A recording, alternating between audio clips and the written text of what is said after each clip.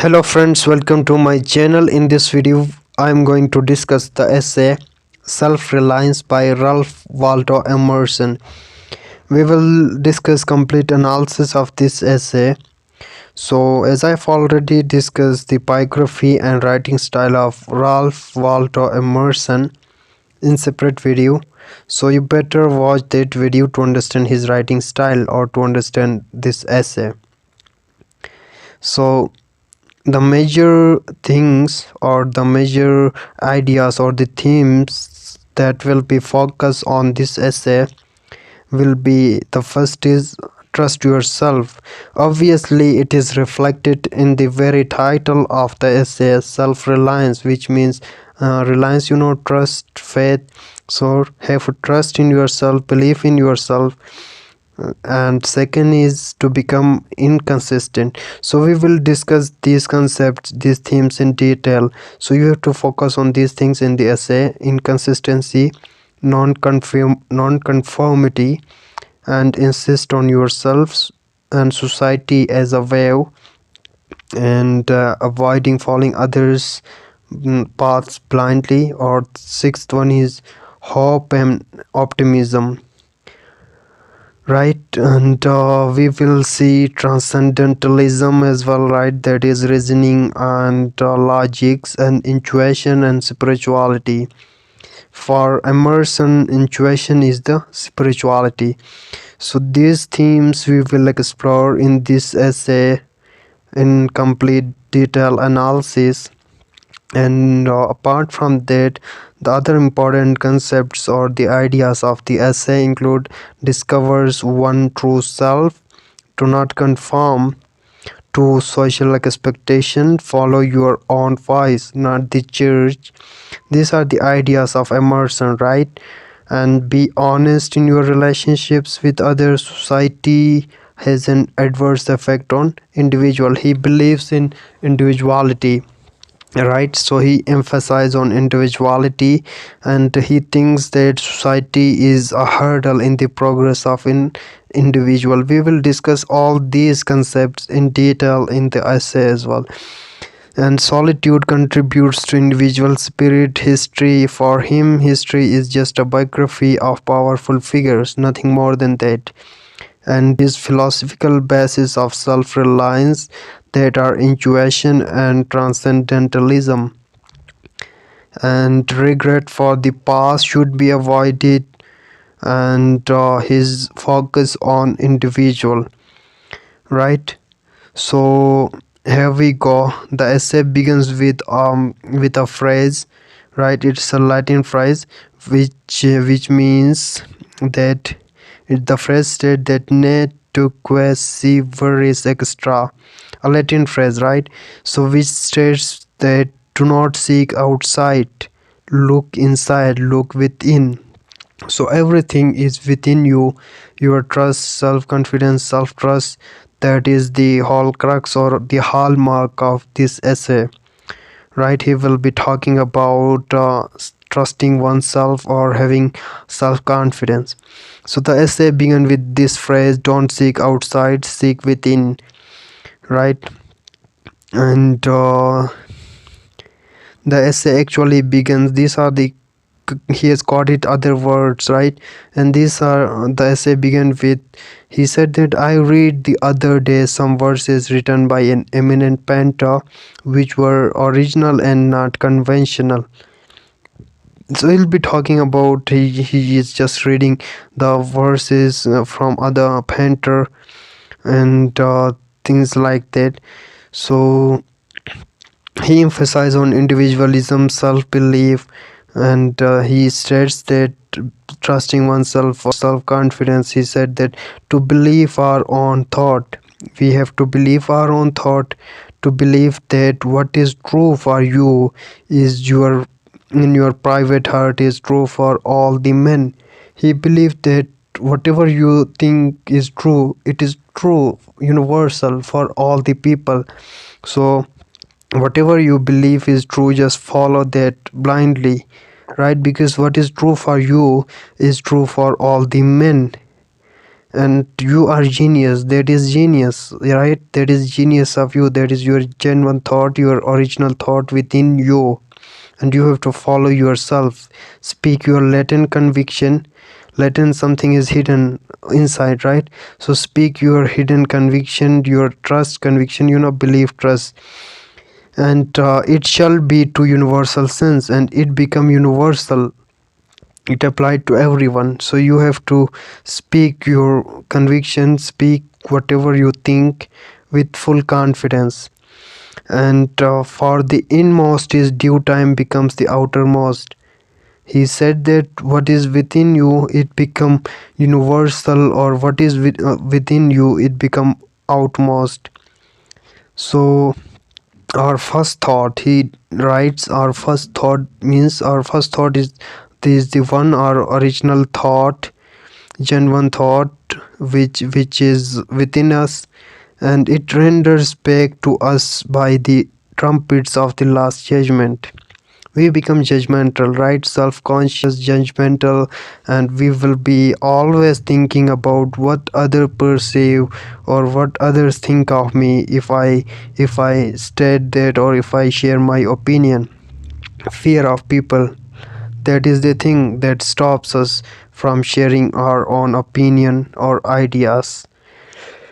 And he discusses that for him, what is the highest merit. For him, the highest merit is to speak not what men but what.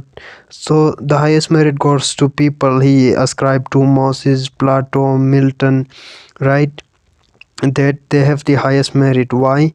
Because they speak what they thought, but not follow the society. They speak not what men but they thought, right? They speak what they thought, and it become universal. It become the thought of the nation. Obviously it is. And when we see such great figures from history, Moses, the thought of Moses become the thought of whole nation, the Israelis, right? The thought of Plato become the thought of the Greeks. So thought of Milton become the thought of whole Christianity. So your thought become the thought of whole nation. So you do not have to repress that thought that is within you. And further he say, flashes across his mind from within more than the luster of firmament of bards and sages.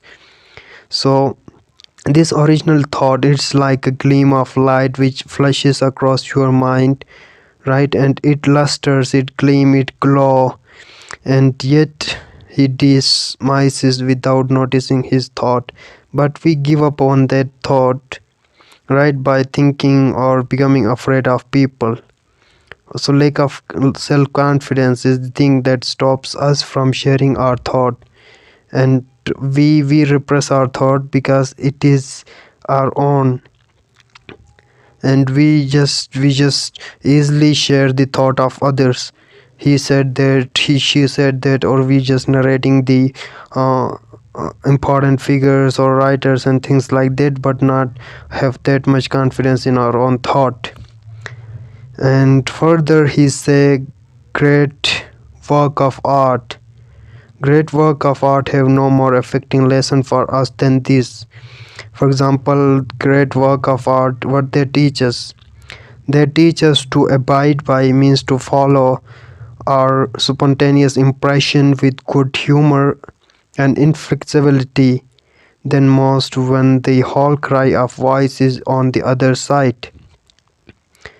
And as we have discussed in his writing style, inconsistency, the major points and themes of the essay, inconsistency.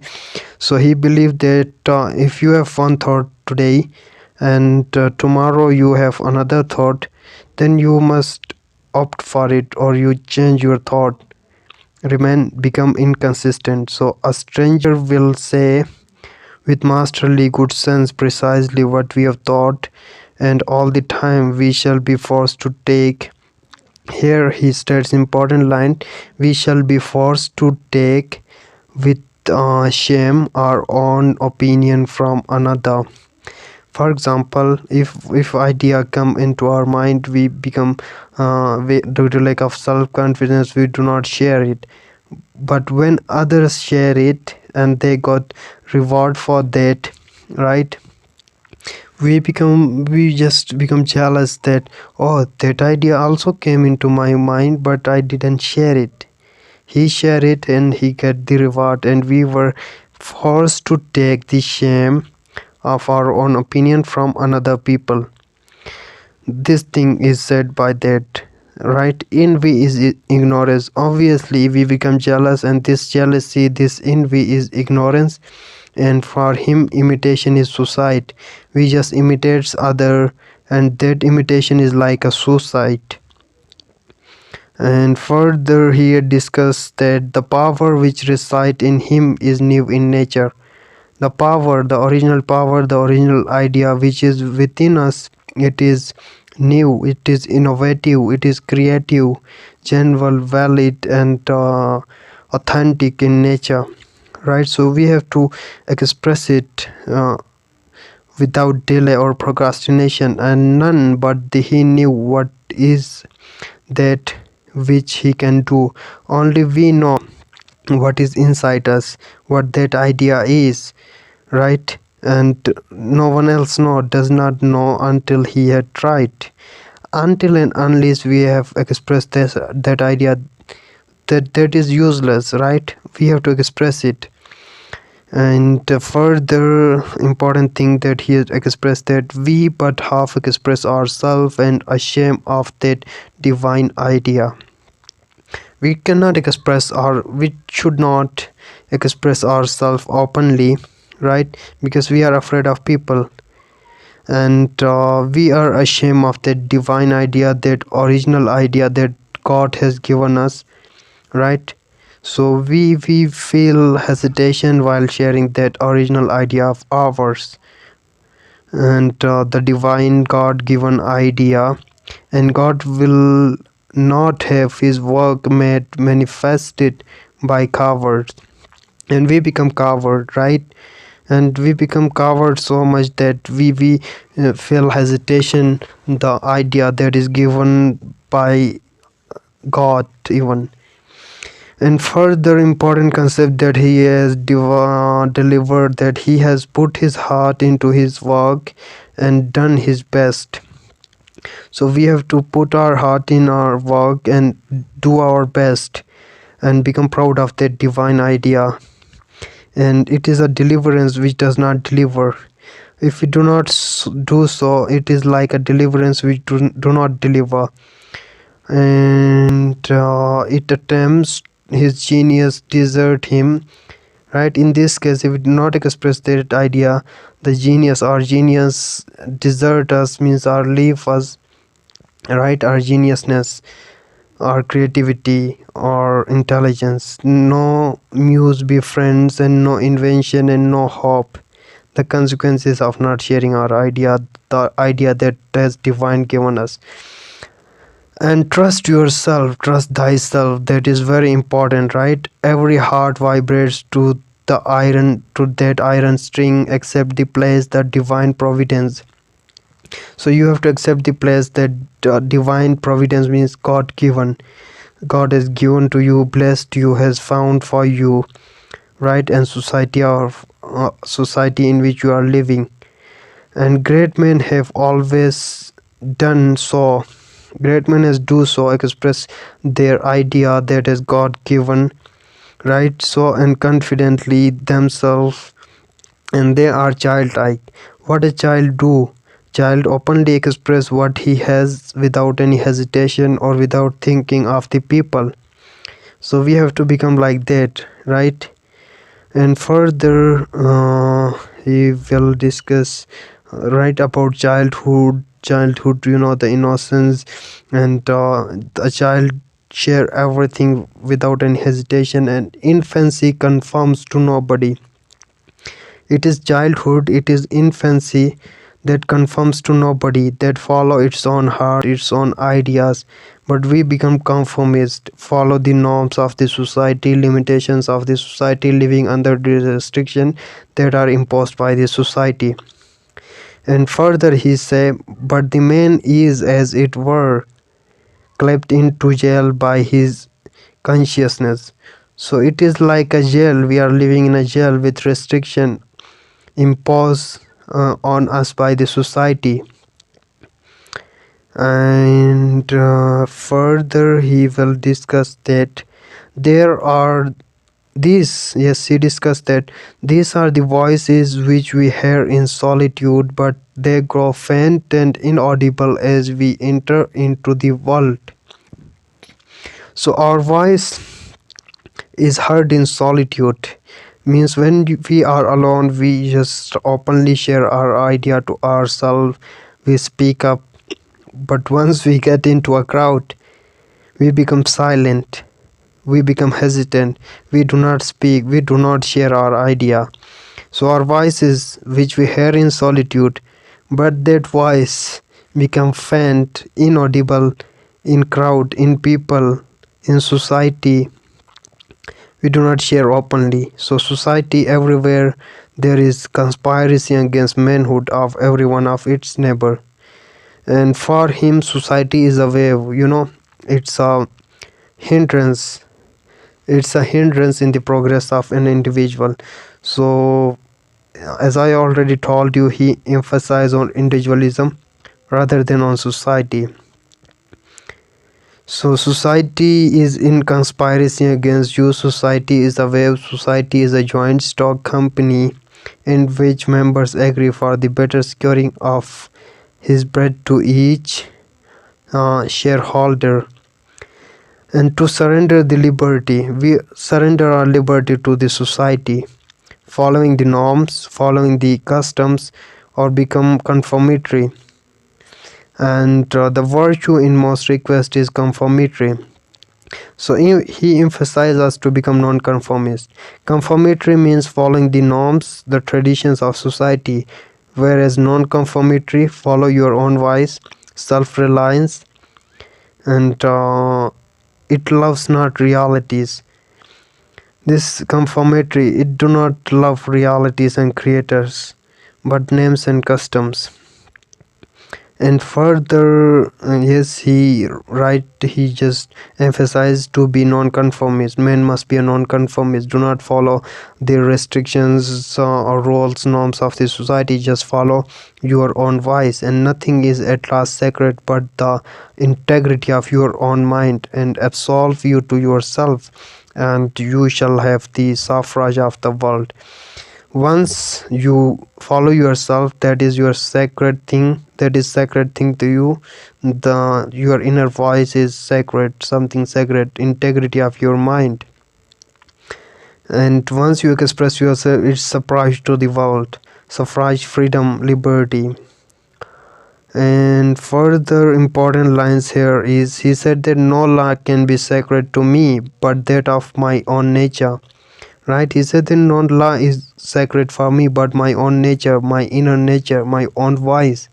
I am ashamed to think how easily we capitulate to badges and names, to large societies and dead institutions. He said that it's a shameful thing to do, that we surrender ourselves before the some important figures, right? Capitulate to badges. Badges refers to the ranks, right? The officers have badges and things like that. We just surrender before those officers and names and ranks in a society, and in this way repress our underestimate ourselves, repress our own voice, and just consider them ideals and models, and consider ourselves nothing. So it is a shameful act for us. And if we are afraid of speaking the truth, right? So speak the truth, rude truth. He said that because the truth always seems bitter and rude. So speaking the truth, but the truth is handsomer, right? The speak the rude truth in all ways. But the truth is handsomer than the affectation of love. A beautiful line here expressed there. The truth is handsomer than the affectation of love. No matter how harsh, how bitter the truth is, you have to follow that. You have to speak the truth rather than affectation of love or showing off, affectation, showing off of love. And further important concept he had expressed that, and yes, my life is for itself, not for a spectacle. He said that my life is for my own. I would do what I like. I do not do it for the people, the spectacles, the audience spectacles, the audience onlookers.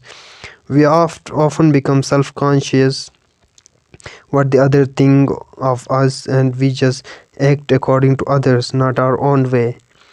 So he said my life is for itself, not for a spectacle.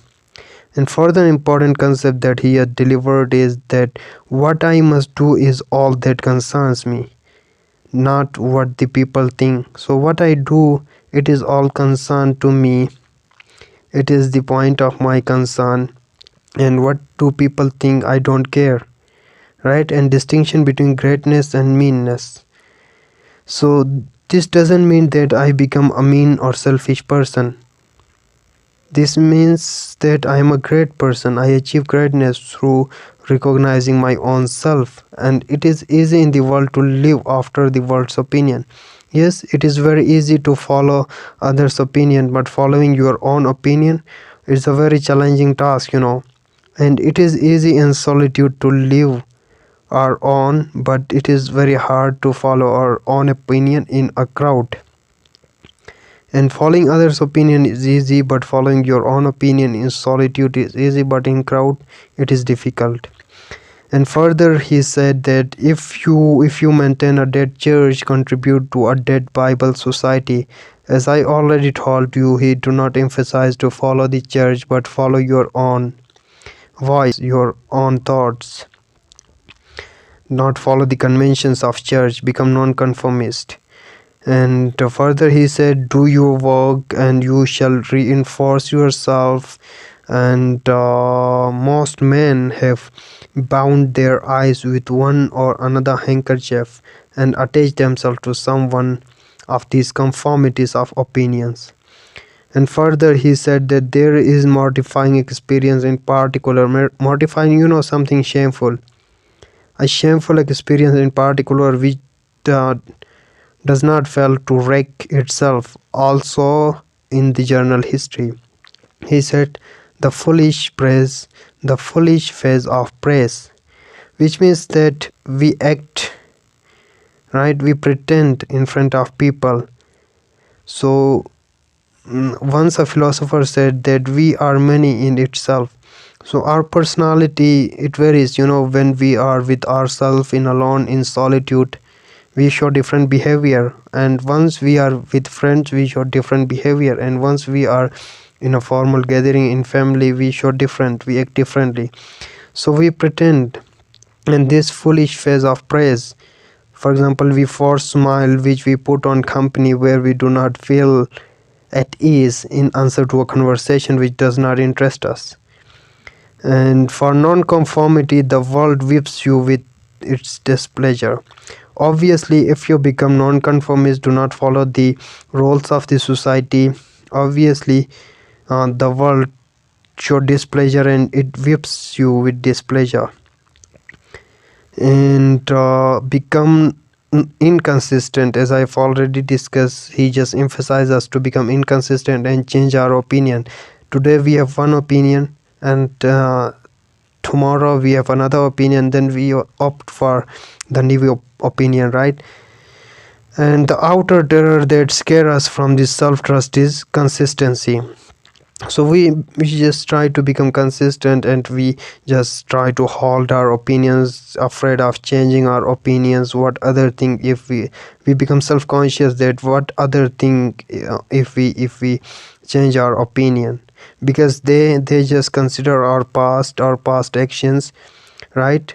Reverence for our past and the word, because of eyes of the others have no other data for computing. They just give their opinion about you, keeping in mind your past, your actions that you have done.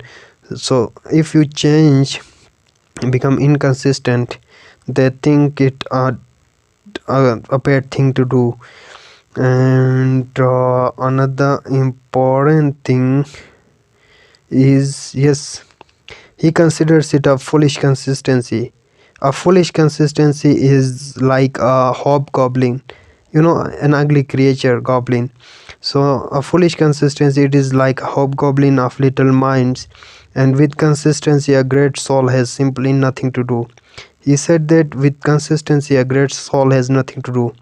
With consistency we become inconsistent, change our opinion, become better, right, improve, speak what we think now in hard words, and tomorrow speak what tomorrow think in hard words again, change our opinion tomorrow, and be sure to be misunderstood. Obviously if you change your opinion, people misunderstood it, right, considered you wrong, misunderstood you. And he said that obviously great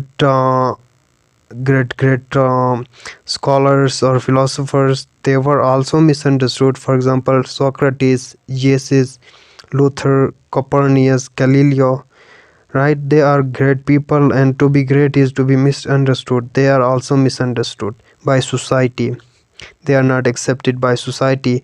And Jesus was hanged, and Socrates,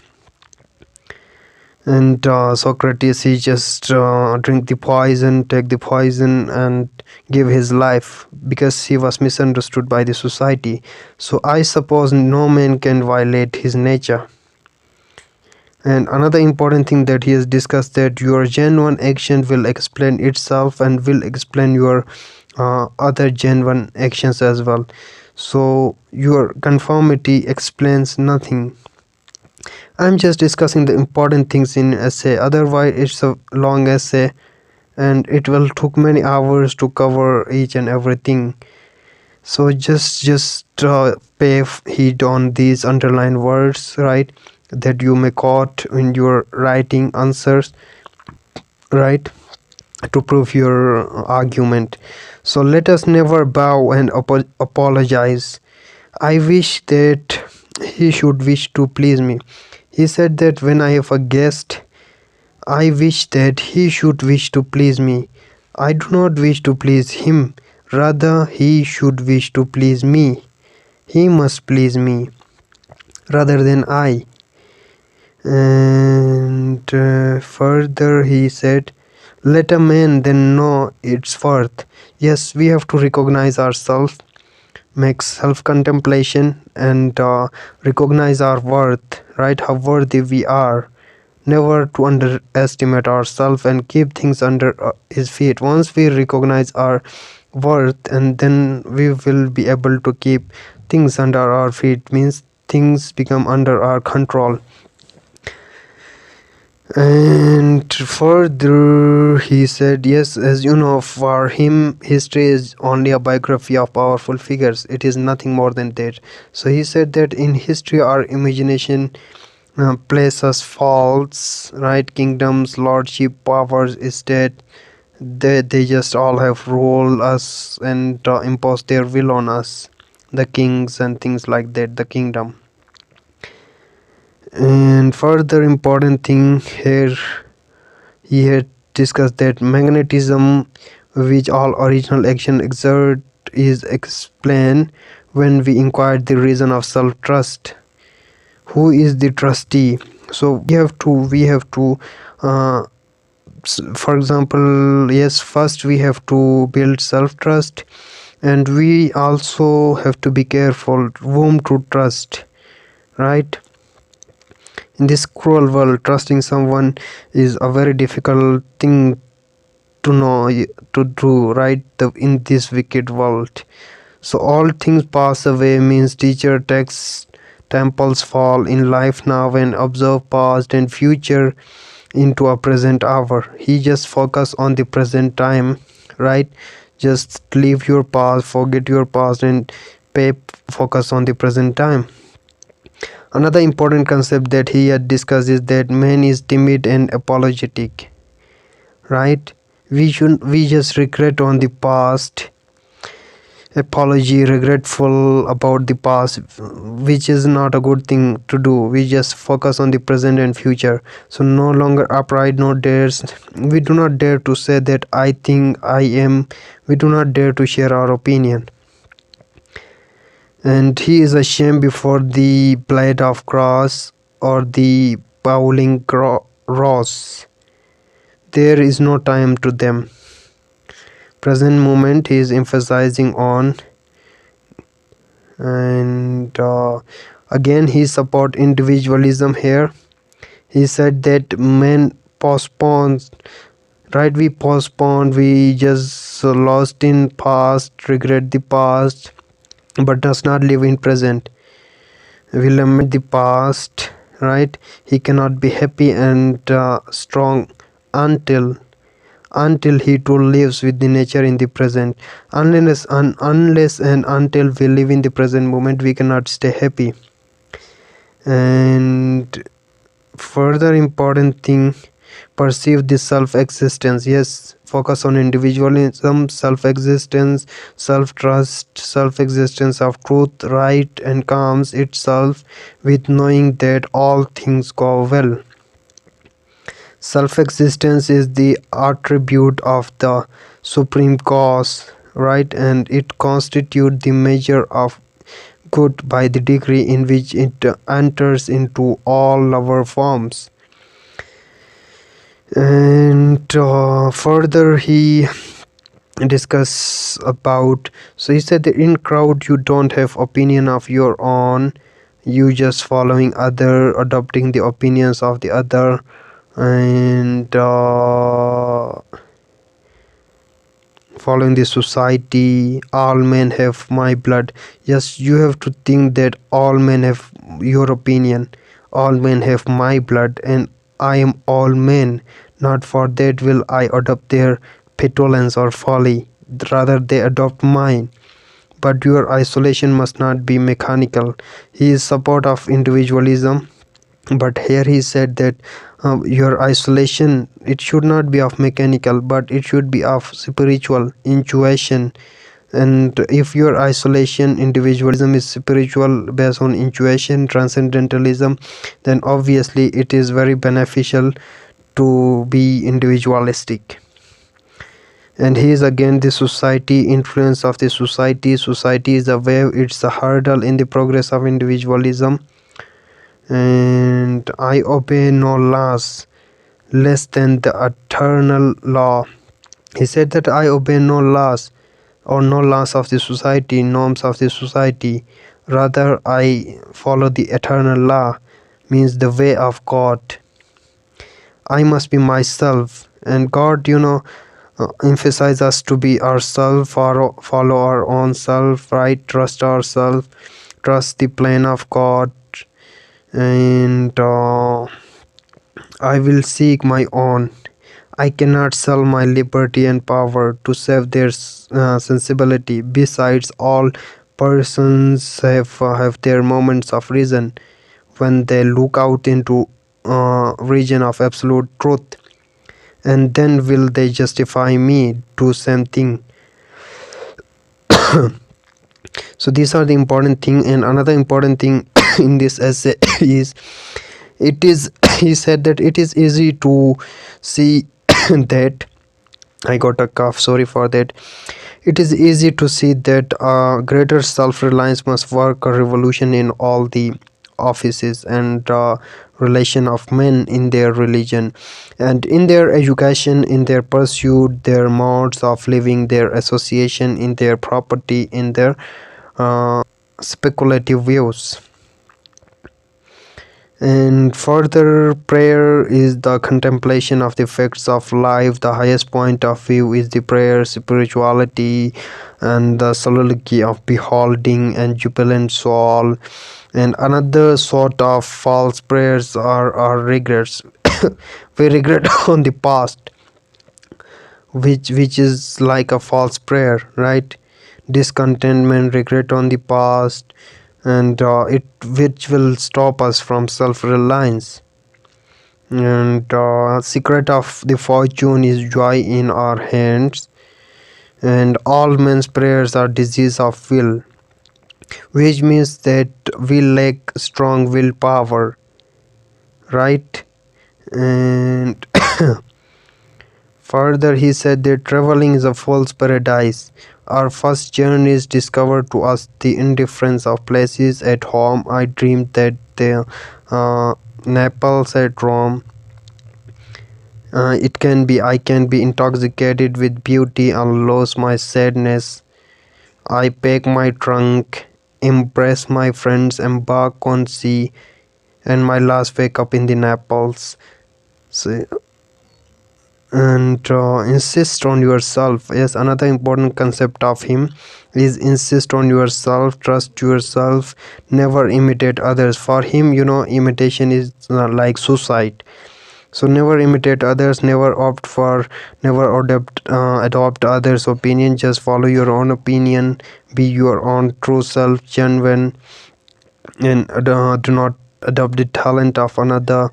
Just choose your own talent. And where is the master who could have taught Shakespeare? So it is the Shakespeare who we remember, right? Not his master, because he has developed his uniqueness, his own individualism through his work, right? He didn't imitate others, and every great man is a unique. So we are unique. We all are unique, and we are great men if we follow our own self. And another important thing here is the last thing, right? He discusses that the civilized man has built a couch but has lost the use of his feet. So we need to be civilized, well educated, right? So that we will understand our own self. And another important thing, yes, he discussed great men such as Galileo, right? His with his unconventional ideas, and Columbus discover America. And the society is a wave, right? The society, it will abandon you, it will leave you, and it is a hindrance in your progress. Society is a wave. The waves, like a wave, the wave moves onward and leave the water behind. So society is like that wave. It leaves you behind, it will abandon you, it will left you. And further, so this is the last important concept. Society is a wave. So in conclusion, he said there, so use all that is called fortune, follow on yourself, right? Nothing can bring you peace but yourself. Nothing can bring you peace but the triumph of the principles of your life, your own. So here the essay ends. Hope you understand. Thank you for watching.